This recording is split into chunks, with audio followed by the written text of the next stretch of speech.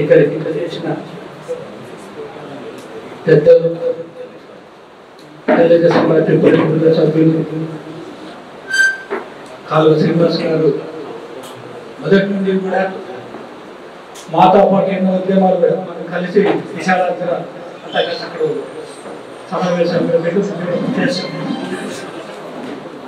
మీకు ఇక్కడ సమస్యలు కొత్తవి కాదు, అన్ని తెలుసు.